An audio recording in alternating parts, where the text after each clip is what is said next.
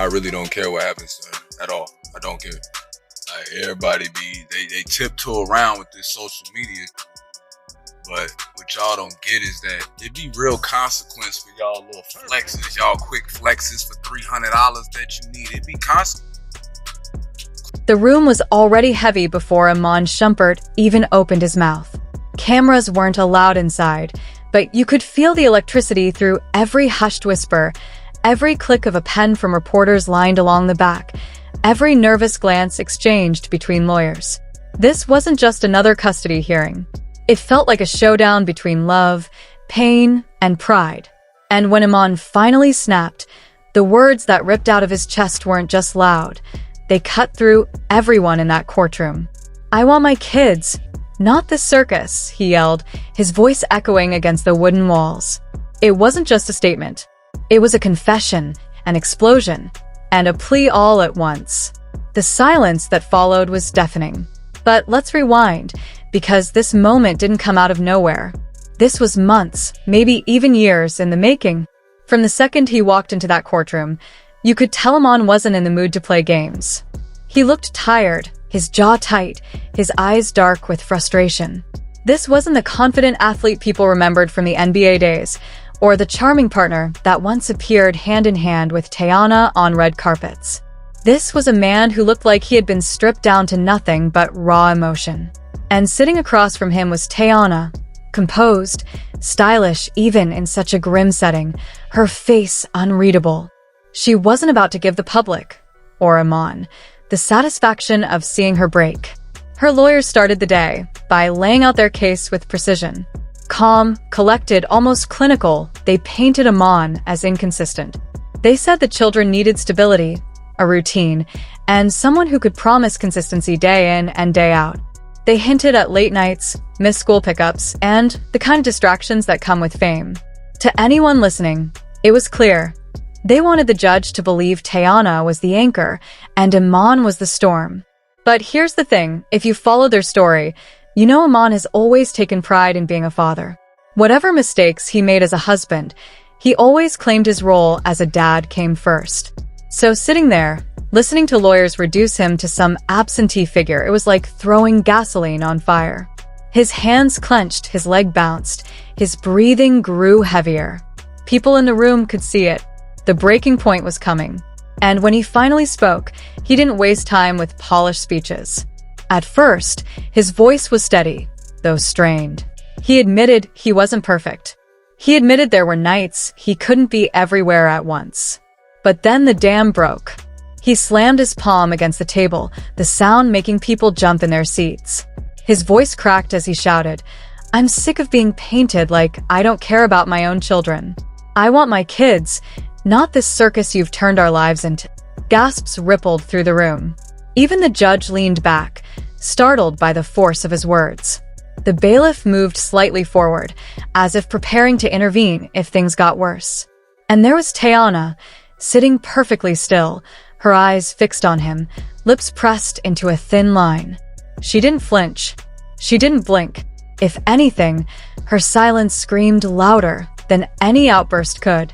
The judge quickly raised a hand, sternly reminding Iman that the courtroom wasn't the place for emotional explosions.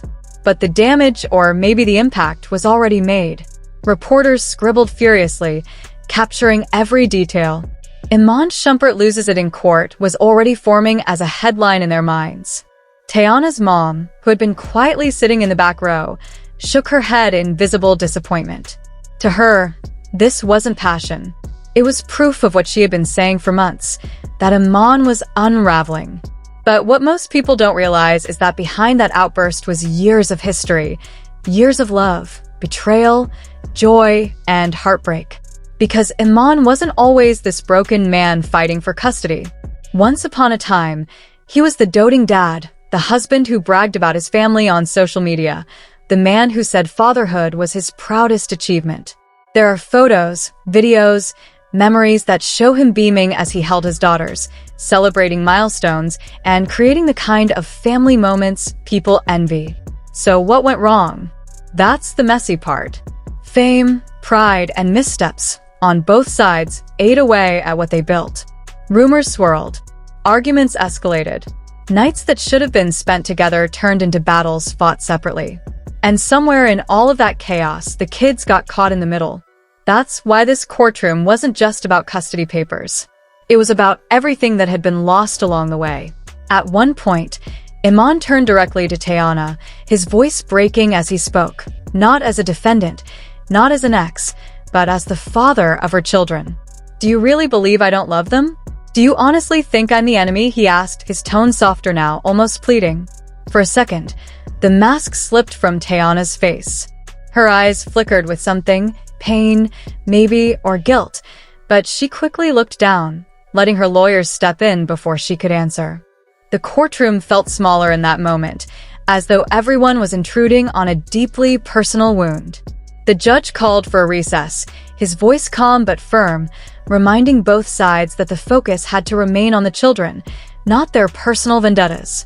Lawyers shuffled papers, reporters rushed to send updates, and Iman sat back down, burying his face in his hands.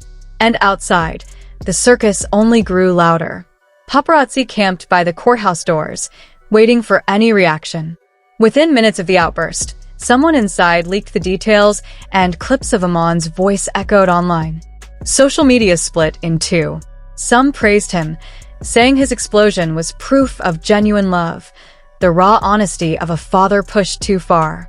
Others criticized him, calling the meltdown unstable and dangerous in the context of a custody battle. Hashtags trended within hours. Hashtag Iman in court. Hashtag protect the kids. Hashtag Tayana versus Iman. Meanwhile, Tayana stayed silent.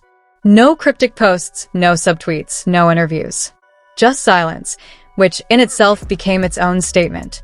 But Iman's team quickly released a statement insisting he only spoke from the heart, that his emotions were proof of how much his children mean to him.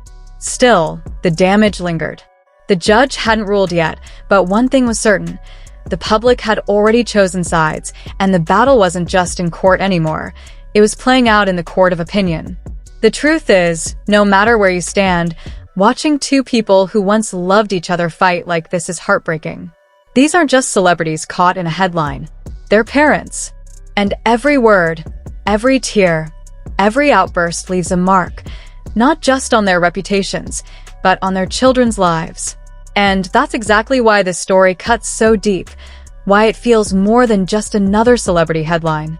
Strip away the flashing cameras, the endless social media takes, the gossip blogs dissecting every move, and what's left are kids caught in the middle, silently begging for peace. Children don't care about reputations, PR wars, or who wins in court. They just want their mom and dad to stop tearing each other apart.